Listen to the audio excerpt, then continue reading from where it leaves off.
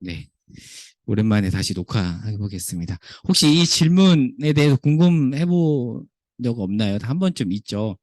한번 살펴보도록 하겠습니다. 얼마 전에 제가 하반기 성인 세례 공부 인도할 때도 한 연세 있으신 좀 성도님께서 이제 세례 공부할 때 이 질문을 하셨거든요. 근데 그 5분, 10분 안에 이 내용을 다 하지 못해서 기회 되면 언제 한번 이야기하겠다라고 하고 만날 기회가 없어서 이제 못 만났는데 신자라면 한 번쯤 던져보았을 법한 내용이죠. 그래서 다음 주까지 이 부분을 살펴보겠습니다. 자, 그럼 일단 첫 번째는 구원에 관한 기본 이해는 그냥 간단하게 좀 짚고 넘어가 보겠습니다. 이거는 또 핵심적인 내용이 아니기 때문에 1번부터 보면 기독교의 구원은 기본적으로 자력이 아닌 타력이죠. 그래서 대부분의 종교들은 구원관이 자력 구원입니다. 내가 무언가를 함으로써 천국에 갈 수 있다라고 보지만 기독교는 타력 구원이죠. 자력 구원이 아닙니다. 그래서 그 근거로 로마서 4장 5절과 25절에 보면 나와 있고요. 자, 그러면 우리는 어떻게 구원을 받는가? 정리 부분에 보면 우리에게 어떤 조건과 자격이 없지만 예수님께서 대신 그것들을 이루셨고 그 예수님과 우리가 연합됨으로써 우리 죄가 없게 된 거죠. 우리가 뭔가를 잘해서 구원을 얻은 게 결코 아닙니다. 근데 첫 번째 구원에 대한 출발점이고요. 자, 두 번째는 구원 그 이후죠. 이거 혹시 박영선 목사님 구원 그 이후 책 보신 분 계신가요? 이 책이 사실은 책 제목이기도 한데 하나님의 열심 나오기 전보다도 더 오래 전에 나오고 굉장히 유명한 80년대 책인데 책 제목이기도 하죠. 구원 그 이후. 자, 구원 그 이후. 그렇게 은혜로 구원받은 이후에는 이제 좀 자라가야 되는 거죠. 그러니까 성화되어야 구원받는 것이 아니라 이제 구원받았다면 그 이후에 이제 성화가 따라오는 거 순서가 그렇습니다. 그래서 3번에 보시면 신분의 구원과 수준의 구원이라는 개념이 있는데 우리가 은혜로 신분이 바뀌었죠. 하지만 수준은 여전히 별반 다르지 않을 수가 있습니다. 그러면 어떻게 해야 될까요? 근데 수준의 구원에 있어서는 우리가 이렇게 자라나는 싸움을 해야 되죠. 자, 다음 페이지 가보면 수준이 자라지 않았다고 해서 신분이 취소되는 건 아닙니다. 그렇죠? 신분의 변화 여부는 예수님의 은혜로 가능한 것이지만 그 이후에 또 이제 수준의 구원을 이루어서 우리가 또 싸워야 될 몫이 있는 거죠. 자, 근데 이건 그냥 말 그대로 참고인데요. 구원파는 이 둘을 이제 구분하지 않죠. 그래서 이제 구원관에 있어서 이단인 겁니다. 그래서 구원파는 신분의 구원과 수준의 구원을 구분하지 않습니다. 그래서 신분이 구원을 얻으면 끝이라고 봅니다. 그래서 구원을 받으면 원죄 자체가 사라진다고 보거든요. 그런데 자, 기독교 변증 부분 볼게요. 우리가 죄가 없다라고 하는 것은 예수님 때문에 원죄에 대한 책임, 그러니까 원죄에 대한 책임은 뭐죠? 사망이죠. 예수님 때문에 원죄에 대한 책임을 묻지 않겠다는 거지 원죄 자체가 없어진 건 아니에요. 그렇죠? 책임을 안 묻겠다는 거지. 그리고 우리는 신분으로는 의인이지만 수준에 있어서는 죄인이죠. 근데 구원파 개념으로 보면 수준에서도 의인이라고 봅니다. 그래서 그런 경험 혹시 없으세요? 이제 제 비슷한 또래 정도라면 학교 다닐 때 종종 학교 안에서 혹시 구원파 만나본 적 없으세요? 저도 길 가다가 물어봐요. 구원파들이 와가지고 구원 받았냐고 물어보죠. 그들 나름의 방법이 있거든요. 이게 주로 묻는 질문이 뭐냐면 당신은 의인입니까? 죄인입니까? 그러면 이제 당황하죠. 우리가 당황합니다. 근데 이제 그 구원파 질문에 대해서 제대로 답을 하려면 믿음으로 의인이 되었지만 행위로는 죄인이고 신분으로서는 의인이지만 수준으로서는 죄인이다. 이렇게 이제 답을 잘 하면 되는데 이제 그런 상황에서는 제대로 답변을 못해서 이제 구원파 사람들과 토론할 때 이제 당황하게 되는 일들이 벌어집니다. 이건 참고로 제가 적어놨고요. 자, 그래서 이제 5번에 보면 구원에 대한 정리를 해보면 구원은 예수님께 달려 있습니다. 그 예수님을 믿어야 되죠. 물론 그 믿는 것도 인간의 선택과 결단 이전에 성령의 역사가 먼저 있어야 되죠. 하지만 분명한 것은 하나님 쪽에서 먼저 일을 하셔야 된다라는 거고 그 부분에 대해서 한번 간단하게 정리를 해봤고요. 자, 그러면 이제 오늘 본격적인 내용을 한번 2번부터 따라가 보겠습니다. 자, 2번부터 해볼게요. 자, 구원은 하나님 쪽에서 하시는 작업이지만 어찌되었든 사람이 예수님에 관해 듣는 일이 필요하죠. 근데 문제는 한 번도 예수님에 관해서 듣지 못한 사람이죠. 예를 들어서 아직 이해 불가능한 예를 들어 한 두세 살짜리 아이가 어, 갑작스럽게 아파서 죽어요. 그런 애는 어떻게 되는가. 그리고 뱃속에서 잉태되었다가 유산된 아기들도 있잖아요. 그런 아이들은 대체 걔네들이 어떻게 예수님에 대해서 들어요? 그쵸? 그런 기회도 없는데, 그러면 그런 애들은 그러면 구원 못 받는 건가? 그런 질문이 생기잖아요. 그리고 중환자실에 계셔서 의식이 없을 때 예수님에 대해서 한 번도 듣지 못하고 결국 소천하신 경우. 저는 이제 교회에서 좀 이런 경험이 있습니다. 몇 년 전인데 교회 이제 초등일부 교사 선생님이신데 아버님이 지금 중환자실에 계신데 꼭 오셔서 목사님 좀 예수님 영접기도 하고 좀 세례 좀 줬으면 좋겠다고. 그래서 코로나 전이었거든요. 그래서 경희대 의료원이었는데 기도하고 결국에는 이제 그 성찬 집 내기 하고 마음의 준비를 하고 갔어요. 다행히 다른 대형 병원은 그렇게 안 들여보내주는데 경희대병원은 저기 강북에 있는 경희대병원은 보호자랑 같이 저를 들여보내주더라고요. 그래서 무의식 중에 계신데 제가 이제 복음을 전했고 그냥 이렇게 반응하는 건 봤어요. 그러니까 자식 입장에서는 마음이 좀 그렇잖아요. 지금 우리 아버지가 곧 돌아가실 것 같은데 의식은 없어요. 근데 예수님에 대해서 영접하지 않으면 못 볼 것 같아요. 그러니까 이제 요청을 해서 결국 그렇게 했던 건데 그런 경우는 과연 어떻게 봐야 되는가? 그리고 여기 마지막 질문이죠. 삼국시대 때 한 번도 예수님에 관해서 듣지 못했던 사람들은 기회도 없었는데 그러면 너무 불공평한 게 아닌가라는 생각이 들죠. 전 개인적인 고민을 저도 사실 이 부분에 대한 고민이 많았는데 저는 이제 저희 아버지가 벌써 이제 엊그저께가 이제 기일이어가지고 같이 추도 예배도 드렸었는데 저희 아버지는 신앙이 별로 없으셨습니다. 근데 교회를 다니긴 하셨어요. 근데 마침 돌아가시기 전에 제가 전라북도 군산 출신인데 저희 고향에 있는 교회가 건축 문제로 교회가 좀 시끌시끌했었어요. 그러니까 아버지가 신앙도 별로 없는데 교회가 이제 건축 문제로 시끌시끌하니까 교회를 안 가셨어요. 교회를 안 가, 나 별로 안 다니고 싶다. 그런데 그렇게 안 다니는 중에 결국 아버지께서 갑작스럽게 소천하셨고 중환자실에서 한 보름 있었지만 의식이 없으셨거든요. 그러니까 저는 20대 때 저한테는 사실은 굉장히 심각한 고민이었어요. 우리 아빠 천국에서 만날 수 있을까? 못 만난다면 너무 이건 슬픈 일인데 하나님이 정말 그렇게 놔두시는 분일까라는 사실 질문이 저한테는 굉장히 큰 질문이었었습니다. 그래서 뭐 이런 실제적인 이야기도 하면서 다음 주까지 나눠볼 텐데요. 그래서 이런 질문에 관해서는 다음 주에 특별히 이제 제가 교회에서 안 믿는 부모님 소천 때 장례식 설교나 그런 경우가 있습니다.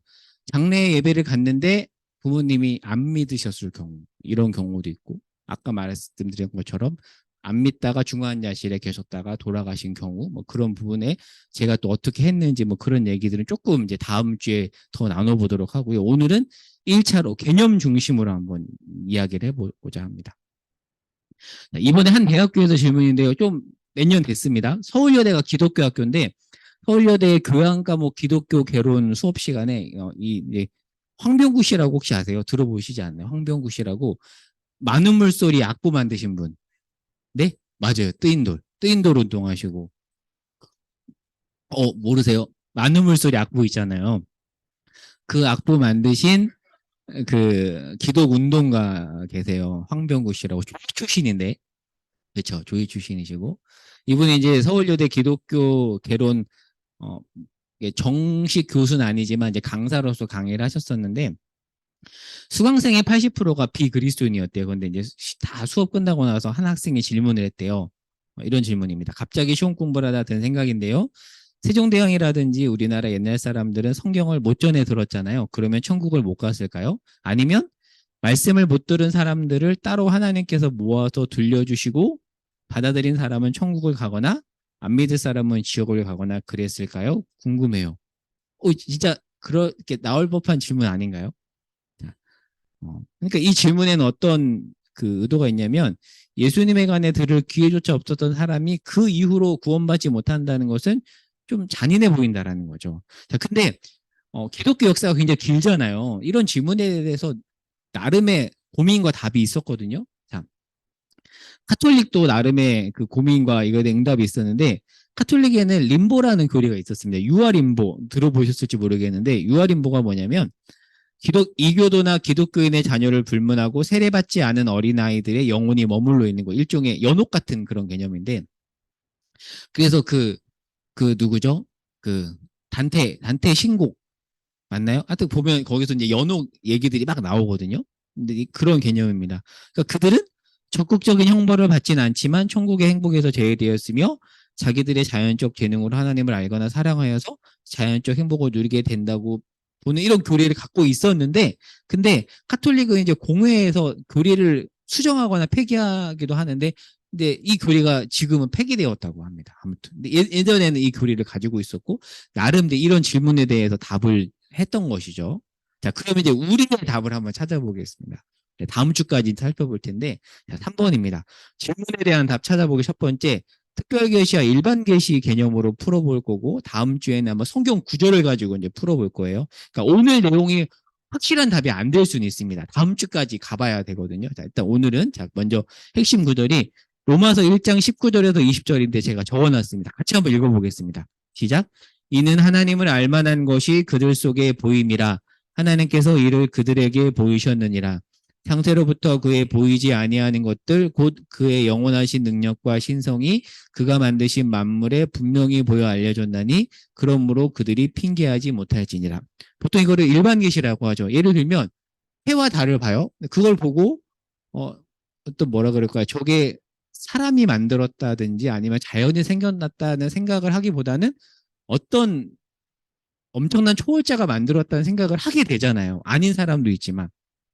그 얘기를 하는 겁니다. 그 안에, 그 만물 안에 하나님의 능력과 신성이 있다. 근데 로마서 말씀에서는 어떻게까지 표현하냐면 분명히래요. 분명히. 분명히 보여 알려졌대요. 그러니까 그 아래 보면 하나님을 피조세계에 이거 제가 단어를 중복으로 적어놨네요. 피조세계에 하나님을 알만한 확실한 증거를 주셨다라는 말씀인데 모유도 사실 그 증거 중에 하나고요. 물의 밀도가 4도인 것도 그 증거 중에 하나입니다. 제가 좀 어렵게 적어놨는데 사실 물의 밀도가 4도인지는 굉장한 신비입니다. 물의 밀도가 4도이다 보니까 얼음 위에서부터 얼어가지고 물고기들이 죽지 않는 거라고 하거든요. 근데 이제 과학적인 거는 제가 더는 설명 못하고. 그러니까 그런 것만 봐도 이거는 분명히 어떤 초월자가 만든 거지 우연히 이렇게 생긴 게 아니라는 거죠.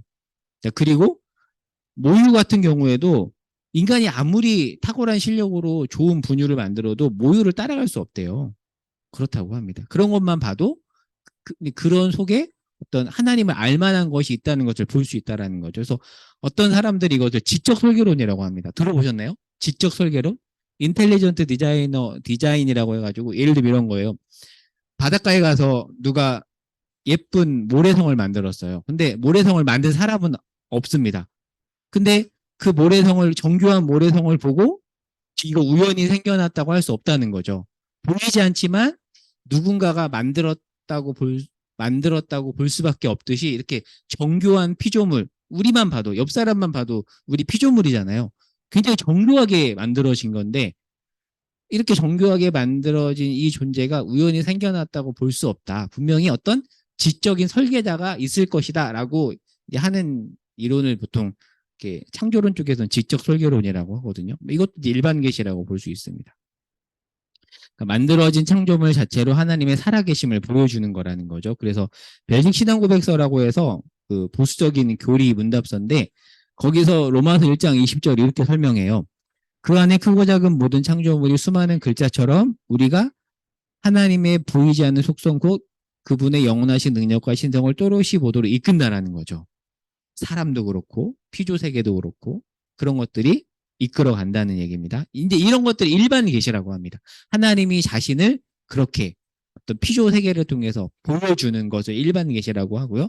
자, 이제 특별 계시가 있습니다. 특별 계시는 대표적인 특별 계시가 뭐죠? 성경책이죠. 하나님이 자신의 존재를 말로 직접 증거하는 겁니다. 그러니까 일반 계시가 사물을 통해 하나님을 증거하는 것에 반해 특별 계시는 직접 증거하는 건데 제가 이거를 이 두 개념을 중학생도 이해하기 쉽게 설명하자면 이런 거예요. 자, 여기가 사성교관인데 저의 이 노트북이 여기 있어요. 근데 제가 없어요. 근데 우리 오륜 주사님이 노트북만 보고 아 목사님 교회에 있구나라고 생각을 할 수 있다는 거. 이제 이게 일반 계시라면 제가 직접 전화해서 목사님 저 지금 교회에 있어요. 라고 말하는 것은 특별 계시라는 거죠. 그러니까 일반 계시로는 그 사람의 존재 여부가 100% 확실하진 않지만 특별 계시는 확실해지는 거죠. 자, 근데 자, 밑에 설명을 보겠습니다. 자, 근데 뭐가 또 관건이냐면 일반 계시로 하나님을 알면 좋은데 그렇다고 해서 모든 사람이 자연 세계를 보고 하나님을 인식하는 건 아니잖아요. 뭐 때문에 그렇죠? 바로 죄 때문에 그렇습니다. 자, 그래서 로마서 1장 19절과 20절에서는 피조 세계를 통해서 하나님을 알 수 있다고 하지만 이어서 21절과 23절은 또 이렇게 설명을 합니다. 자, 바울의 말을 들어볼게요. 자, 21절에서 23절 읽어보겠습니다. 시작. 하나님을 알되 하나님을 영화롭게도 아니하며 감사하지도 아니하고 오히려 그 생각이 허망하여지며 미련한 마음이 어두워졌나니 스스로 지혜 있다 하나 어리석게 되어 썩어지지 아니하는 하나님의 영광을 썩어질 사람과 새와 짐승과 기어다니는 동물 모양의 우상으로 바꾸었. 그러니까 하나님께서는 자연 세계를 통해 즉 일반 계시로 하나님의 존재를 보여주셨지만 사람은 죄 때문에 하나님이 아닌 만든 것 자체를 우상시하는 일종의 전지망월이죠. 손가락으로 달을 가리켰는데 사람들이 손가락을 보느라 달을 잊어버리는 이런 일이 벌어진다는 얘기입니다. 그래서 이제 하나님께서 우리를 위해서 일반 계시로 충분하지 않으니까 주신 것이 성경 66권 특별 계시인 거죠. 자, 그러면서 잠깐 계시에 대해서 한번 좀 설명을 해보면 계시라는 말이 열다, 그다음에 보이다라는 뜻인데요. 헬라어는 아포칼리피스라고 합니다. 그러니까 계시라는 건 뭐냐면 커튼에 감춰져 있는 건데 직접 하나님께서 직접 커튼을 열어서 보여준다라는 그런 의미가 있습니다. 그러면 왜 기독교는 계시라는 용어를 쓰냐면 제가 괄호에다가 이런 표현을 썼죠. 기독교의 인식론은 계시입니다. 이 말이 이해가 되시죠? 그러니까 우리가 하나님에 대해서 알려면 인간의 이성을 쓸 수 있지만 인간의 이성으로 다 알 수 없어요. 그래서 하나님께서 주신 것이 계시라는 거죠. 그러니까 기독교 인식론은 계시입니다. 그러니까 인간의 이성이나 어떤 상상보다 계시가 우선이죠. 그러니까 아무리 우리가 인간의 이성으로 알려고 해도 다 알 수 없. 먼저 하나님이 열어 보여주셔야 알 수 있는 것이죠. 그래서 기독교 인식론은 이성이 아니라 계시입니다. 그래서 계시라는 이 단어 안에 이런 의미가 있다라는 거고. 자, 그러면 이제 쟁점입니다. 이게 쟁점이거든요. 자, 일반 계시만으로 충분히 구원에 이룰 수 있는가거든요. 근데 기독교 안에도 여러 분파가 있잖아요. 근데 자, 개방파들은 이렇게 주장을 합니다. 하나님은 사랑이시기 때문에 구원적 가치가 있다고 봅니다. 강경파가 인간의 죄 때문에 일반 계시로 하나님을 충분히 인식하지 못한다고 보통 이제 보수적인 교리를 가진 교단은 얘기를 하는데, 근데 또 모든 사람이 다 그렇지 않거든요. 어떤 사람은 정말 일반 계시를 통해서 하나님을 아는 경우가 있습니다. 실제로 그런 사람이 있는데 어떤 사람이 자연 만물을 보다가 지나가는 해와 달과 이런 걸 보다가 하나님이 계신 것 같아 라고 하면서 교회에 찾아가는 경우도 진짜 있거든요. 그런 사례가 있습니다. 개방파는 꽤 열려 있는 거죠. 근데 카톨릭은 조금 이렇게 열려 있습니다. 자, 그리고 이 개방파는 디모데전서 2장 4절을 근거로 내세우는데 디모데전서 2장 4절은 이렇게 돼 있죠. 하나님은 모든 사람이 구원을 받으며 진리를 아는 데 이르기를 원하시는 분이니까 일반 계시를 통해서도 충분히 구원받을 수 있다라고 얘기를 하는 겁니다. 그리고 로마서 1장 21절과 23절에서 모든 사람들이 피조물을 보고 우상 숭배로 간다고 하지만 모든 사람이 다 그런 건 아니죠.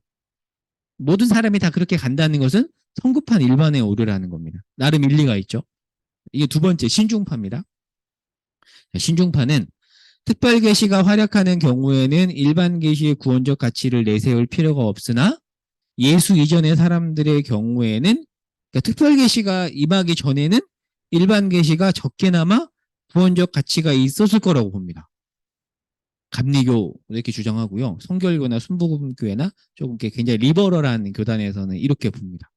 근데 삼국시대 같은 경우도 아직 그들이 성경 66권을 들어본 적이 없잖아요. 그러니까 그들 중에 하나님께서 일반 계시를 통해서 구원한 사람이 있을 수 있다라고 굉장히 이렇게 오픈 마인드로 보는 거죠. 자, 근데 강경파가 있습니다. 절대 그럴 리 없다. 일반 계시는 구원적 가치가 전혀 없다. 인간의 죄 때문에 오히려 사람들이 일반 계시를 보고도 하나님을 찾기보다는 오히려 로마서 1장 21절에서 23절 말씀처럼 우상숭배를 하지 않느냐? 없다. 이렇게 보수적인 이제 칼빈이즘 쪽에서는 좀 이렇게 좀 강경하게 봅니다. 자, 이와 관련해서 이제 좀 성경 구절도 더 찾아봐야 되거든요. 사도행전 4장하고 17장하고 요한복음 14장인데 이건 이제 다음 주에 볼게요. 그래서 약간 숙제를 하나 드리면 사도행전 17장 말씀을 한번 다음 주에 읽어서 오시면 좋을 것 같아요. 왜냐하면 사도행전 17장은 사도 바울이 어디서 전도하는 내용이냐면 어디죠? 아덴이거든요. 아테네. 그러니까 다른 도시와 다릅니다. 그러니까 그 그리스 철학이 굉장히 발달했던 아덴 지역에서 전도하는 내용이 담긴 장인데 다른 지역에서와 굉장히 다르거든요. 다음 주에 좀 이 부분을 좀 살펴보도록 하겠고요. 자, 그 5번입니다. 몇몇 교수님과 목사님들의 목회적인 주장을 한번 소개해 볼게요. 합동신학대학원 조직신학 송혜교 교수님은 예전에 IVF 총무도 하셨고, 자, 이 교수님은 조금 보수적인 칼뱅주의자이면서도 약간은 개방파 입장을 가지신 분인데요. 이렇게 말씀하세요. 큰 원칙은 예수를 믿고 고백해야 하지만 예외적으로 하나님께서 어떻게 하실지 모른다라고 말씀하시더라고요. 근데 이게 어떤 교리로 얘기한 게 아니라 목회적으로 얘기를 한 거예요. 그리고 혹시 이 책 보신 분 계세요? 굉장히 유명한 책인데 차마 신이 없다고 말하기 전에. 이거 되게 유명한 책이에요. 한번 꼭 읽어보세요. 이거 전문적으로 많이 선물하는 책이거든요. 그 옛날에 IVF에서는 그 전도용으로 썼던 책인데 여기서도 이 책에서도 이 질문에 대해서 우리가 정확히 알 수 없다고 약간 이렇게 확답을 안 하십니다. 그러니까 이 주장에 따르면 한 번도 복음을 듣지 못하고 죽은 사람들에게 일반 계시가 적용될 가능성이 있다고 볼 수 있습니다. 그러나 정확하지는 않습니다. 근데 한 예를 들어보면 무슬림들 라마단 기간에 이제 제가 속해 있었던 선교단체에서는 그 라마단 기도회 했었거든요. 근데 실제로 선교지에서 이런 일들이 있습니다. 라마단 기간에 크리스천들이 라마단 기도를 할 때 종종 어떤 사례들이 있냐면 무슬림 중에 갑자기 환상 중에 예수님을 만나서 영접했다는, 물론 이걸 일반화시킬 수는 없어요. 근데 선교 현장에서는 그런 일들이 보고되긴 하거든요. 이런 사례도 이 주장의 한 근거로 제시를 합니다. 그러니까 교리적으로는 기도를 통해 예수님 만나 영접할 수 없다고 할 수 있어요. 교리적으로. 그러나 실제로 이런 현장에서는 이런 일들이 벌어집니다. MBB가 뭔지 아세요? MBB? 보통 MBB가 무슨 약자냐면 무슬림 백그라운드 빌리버. 그러니까 그 무슬림 백그라운드에서 회심한 사람들을 보통 크리스천이라고 하지 않고 MBB라고 합니다. 그러니까 MBB들 중에서는 이런 경우들이 의외로 많이 있습니다. 왜냐하면 저도 무슬림의 단기 선교를 많이 무슬림 지역에 많이 가봤지만 어려워요. 직접 복음을 전할 수가 없습니다. 이렇게 사회적으로도 선교사가 들어갈 수도 없고 그런 지역에서는 정말 특이하게 하나님께서 그렇게 환상 중에 예수님이 나타나서 이렇게 예수님 만났다는 사람들이 있긴 있어요. 있습니다. 물론 일반 현장에서 다 일반화 시킬 수는 없습니다. 네. 이런 면에서 신학적 교리로 말한 게 아니라 제가 목회적으로 말한 것이라고 제가 말씀을 드린 겁니다. 이제 더 깊은 논의는 이제 다음 주에 하기로 하고요. 오늘은 마지막으로 박 목사님의 옛날 그냥 오래된 설교집 신명기 강해 수요예배 때 했던 신명기 설교로 제가 알고 있는데 그 책에 나오는 글이 있습니다. 설교 때 한 얘기인데 저는 이 목사님의 설교 내용을 종종 어떤 장례식장에서 종종 읽어드리냐면 그러니까 교인의 부모님이 돌아가셨는데 교인의 경우에는 괜찮아요. 근데 안 믿다가 돌아가신 경우들이 왕왕 있습니다. 그러면 너무 슬퍼하시거든요. 근데 그런 장례식장에 가면 제가 꼭 이 설교문을 읽어드립니다. 제가 읽어볼게요. 이 박 목사님 설교예요. 믿는 성도의 부모님이 돌아가셨는데 이분들이 교회에 다니신 적이 없다고 해봅시다. 그런데 자식된 도리로 부모님이 천국에 못 갔다는 생각이 들지만 권위 있는 사람이어서 그렇지 않다고 이야기를 해줬으면 좋겠다고 생각합니다. 그래서 목사한테 와서 저희 부모님이 지옥에 갇혔을까요? 라고 물어봅니다. 그런데 저는 그 말에 말을 맞춰주자고 하는 것이 아니라 이렇게 묻습니다. 예수를 안 믿으셨죠? 교회도 나오신 적이 없고 그러나 혹시 심심해서라도 교회 나와 보신 적은 있으신가요? 라는 질문에 없다고 합니다. 그러면 박 목사님 특유의 위트죠. 혹시 유럽이나 미국에 관광을 가셨다가 교회에 들리신 적은 없나요? 라고 물으니 그것도 없다고 합니다. 교회라면 100m 이내도 접근을 안 했다고 합니다. 그러면 혹시 자녀에게는 교회에 가라고 그런 적이 있습니까? 라는 질문에 그런 적은 있습니다라고 합니다. 그러면 이제 박 목사님 이렇게 답을 한대요. 그건 아마 천국에 가셨을지도 모릅니다라고 답을 한대요. 이것은 제가 만든 이야기가 아닙니다. 모든 구원은 예수 그리스도를 믿어야 합니다. 그런데 예수 그리스도를 믿는다는 것이 어떻게 본인에게 의식화되는지 어떻게 겉으로 행동화되는지를 우리는 너무 좁게 잡는 경향이 있습니다. 제가 이런 이야기를 하는 이유는 이것입니다. 하나님은 우리를 구원하시려는 분입니다. 꼬투리가 있으면 구원하시려는 분이고 어떻게 해서든지 복을 주시려는 분입니다. 이 점을 놓치지 말라는 것입니다. 아무래도 좋다는 이야기를 하려는 것이 아닙니다. 예수는 안 믿었지만 착하게 살았으니까 구원받았을지도 모른다. 이렇게는 아닙니다. 예수 그리스도로 말미암지 않고는 구원이 없습니다. 그러나 예수 그리스도로 말미암는 구원에서 우리의 반응이란 결정적인 것이 아닙니다. 우리의 반응은 의식화되고 행동화되는 데에만 국한되지만 구원은 하나님께서 우리가 아직 죄인 되었을 때 그 아들을 십자가에 못 박은 것으로 행하셨습니다. 자, 여러분 이 내용에 대해서 어떻게 생각을 하시나요? 제가 몇 년 전이에요. 원주 기독병원 장례식장에서 교회 집사님 아버님이 돌아가셔서 이걸 나눠드렸는데 나중에 집사님 우시더라고요. 목사님 정말 너무 위로가 됐다고. 물론 제가 집사님 아버님 천국 가서 이러면 제가 할 수 없죠. 제가 어떻게 다 알겠습니까? 근데 그냥 이 내용을 던져드려. 그리고 한 번은 어떤 사례가 있었냐면 코로나 기간에 교회 집사님의 아버님이 불신자셨는데 지금 중환자실에 계신데 목사님 어떻게 하면 좋아요? 코로나 기간에 신방이 아예 안 됐거든요. 그래서 제가 고민하다가 제가 글을 썼어요. 한 페이지짜리. 그래서 예수님을 영접하고 예수님이 어떤 분이신지에 대해 아주 짧게 쓰고 집사님 딸이니까 중환자실에 들어갈 수 있잖아요. 그래서 집사님이 들어가서 읽으실 수 있도록. 그래서 제가 집사님께 카톡으로 그림 파일을 만들어서 보내드리고 집사님이 중환자실에서 읽어드렸는데 나중에 이제 집사님께서 아버님께서 이렇게 끄덕이셨다는 거예요. 근데 저는 이제 혼자 속으로 생각한 거죠. 예수님 만났다. 근데 물론 이거를 교리적으로 막 이렇게 선언할 수는 없지만 저는 또 그렇게 봤거든요. 그리고 아까 말씀드린 것처럼 그 경희대 병원에서도 그땐 제가 직접 갔죠. 중환자실인데 직접 말을 못 하시잖아요. 근데 제가 예수님에 대해서 소개해드리고 기도했는데 아버님께서 끄덕이셨고, 그리고 나서 이제 어머님은 그때 저도 참 재밌는 경험이었는데 어머니도 교회를 안 다니셨던 분인데 어머님은 경희대 병원 로비에서 제가 세례를 저도 막 민망해가지고 사람들 막 지나다니는데 어떻게 하지 하다가 구석에 앉아서 이제 집사님 부부하고 어머님 일로 오세요. 이제 아버님 만나고 나서 이제 그 휴대용 성찬기가 있어요. 왜냐면 그 물하고 그다음에 이렇게 물 뿌리고 그래서 구석에서 사람들 다 지나다니는데 경희대병원에서 세례를 드린 적이 있었는데 여기 말한 것처럼 하나님은 어떻게든 구원하시려는 분이라면 그런 걸 통해서 하나님께서 그렇게 하시지 않았을까. 근데 앞부분에 말한 것처럼 저의 고민이었거든요. 저희 아버지에 대해서 20대 때는 정말 큰 고민이었었어요. 우리 아빠를 내가 천국에서 못 만난다면 이건 말도 안 되는데. 근데 저희 아버지가 교회를 다니긴 하셨어요. 술도 드시고 담배도 피시긴 했지만 가시긴 했거든요. 근데 제가 정말 하나님은 우리 아버지를 구원했을 거야라고 이제 혼자 스스로 제 위주로 해석을 하다가 저는 사실은 이 설교를 듣고 저는 굉장히 은혜를 받았거든요. 아, 그래. 볼 수 있겠다. 근데 이 설교를 듣고 나름 이렇게 결론을 내리고 저는 감사했었는데 다음 주에 조금 이런 더 얘기들을 성경 구절을 가지고 더 좀 생각해 보도록 하겠고요. 자, 오늘 일단 여기까지 하고 나눈 질문 2개 적어봤습니다. 오늘 내용 중에서 기억에 남는 부분이 있다면 한번 나눠 보시고요. 두 번째는 해도 되고 안 해도 됩니다. 혹시나 이제 앞으로는 이 자리에 계셨던 분들은 이제 불신자 친구가 야, 예수에 대해 모르는 사람은 천국 못 가냐라고 질문했을 때 이제 우리는 답을 할 수가 있어야 되는 거죠. 그럴 때 한번 어떻게 답을 해야 될지 한번 예행 연습도 해보고 한번 관련된 이야기들을 또 나눠보시면 좋을 것 같습니다. 그래서 오늘은 여기까지 하고 자 그러면 우리 지금 2시 50분인데요.